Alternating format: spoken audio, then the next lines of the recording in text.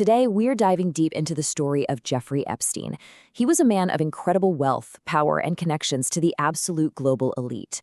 But behind that glittering facade, he was hiding a truly dark secret, a sophisticated sex trafficking ring. This is the story of his crimes, how the system failed to stop him, and the fight for justice that is still going on. So, where does this all begin?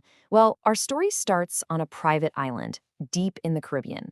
Now, to the outside world, this place looked like a slice of heaven, a luxury paradise. But for the young women and girls who were brought there, it was anything but.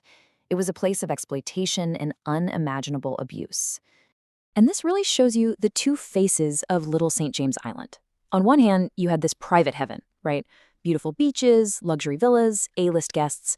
But on the other hand, locals reportedly had a different name for it, Pedophile Island. It was basically a private prison where underage girls were trapped, abused, and had their passports taken away, making any kind of escape impossible. So who was the man at the center of this whole web? Well, Jeffrey Epstein's rise was honestly just meteoric. He starts out as a school math teacher and somehow becomes a financial advisor to billionaires, building a fortune of over $500 million. But his power wasn't just about the money.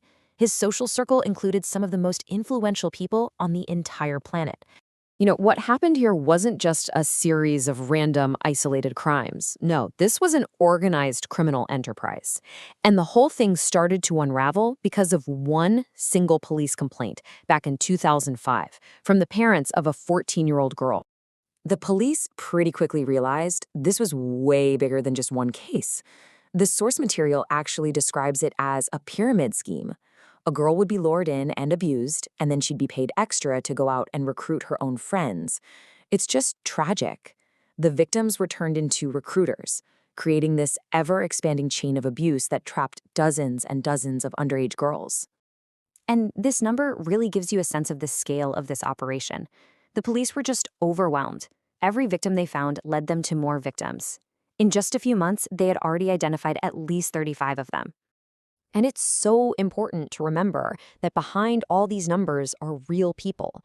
This quote from the source material is just a powerful, heartbreaking reminder of that. It's from a victim, explaining how her own vulnerability was used against her. It really brings home the human cost of these crimes. Now, with so much evidence piling up, you would think justice would have been swift, right? But what happened next was a masterclass in how wealth and influence can completely bend the legal system. So get this, the FBI launches a massive investigation. They build a 53-page report detailing international sex trafficking. And then a federal attorney named Alexander Acosta swoops in and brokers a secret deal. This deal was so secret, it was hidden even from the victims. It gave Epstein and his co-conspirators immunity from all federal charges. He ended up serving just 13 months of a light sentence, and he even got work release in his luxury office. Unbelievable. And as the source also points out, that same man, Alexander Acosta, the guy who orchestrated this whole secret deal, was later appointed Secretary of Labor. It just goes to show you the deep, powerful connections running through this entire story. So for nearly a decade, Epstein just lived his life, throwing parties, flying on his private jet. The story just went cold. But the tireless work of one investigative journalist refused to let this massive injustice be forgotten.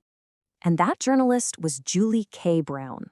Her explosive series in the Miami Herald was titled, very appropriately, Perversion of Justice. It laid out the whole secret deal, the failures of the system, everything. Her reporting sparked this huge public outrage and basically forced the authorities to reopen the case. And all that pressure, it worked. In July 2019, Jeffrey Epstein was arrested again, this time on federal sex trafficking charges, and he was facing up to 45 years in prison. It really seemed like finally justice was on the horizon for his victims.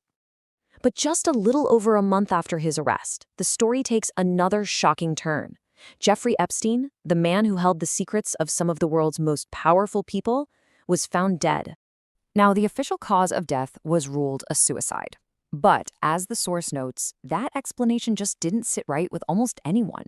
It instantly fueled all these conspiracy theories, and that phrase Epstein didn't kill himself just went viral. A lot of people believe he was silenced to protect others. Epstein's death meant his victims would never get their day in court with him. And it left the single biggest question just hanging there. Who else was involved? Suddenly, all eyes turned to the mountain of documents seized by the FBI, the now infamous Epstein files.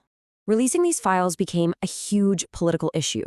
According to the source, then-President Trump's position on the whole thing seemed to shift, which only made people more suspicious about what could possibly be hidden in those files. Now, when some of the files were finally released, they were heavily redacted. But the source material says that the parts you could read contain some pretty serious allegations against several prominent people, including Donald Trump, who, you'll remember, was a longtime associate of Epstein's. The source points to this letter as one of the most explosive documents that was found. Now, the Justice Department under Trump reportedly called it a fake, but the fact that it even existed in the official files just added another really disturbing layer of questions to this whole affair. And here's the thing that you really need to take away from all this. Despite everything that's come out, what we've seen so far is just a tiny fraction of the full story. There are over 1 million documents connected to this case that still have not been released to the public. All the redactions, the secret deals, the millions of unreleased files, it all means that the full truth about Jeffrey Epstein and his powerful network is still hidden from us. So the question we're left with is, what other crimes and what other powerful people are still concealed behind all that black ink? The fight for transparency and for justice continues.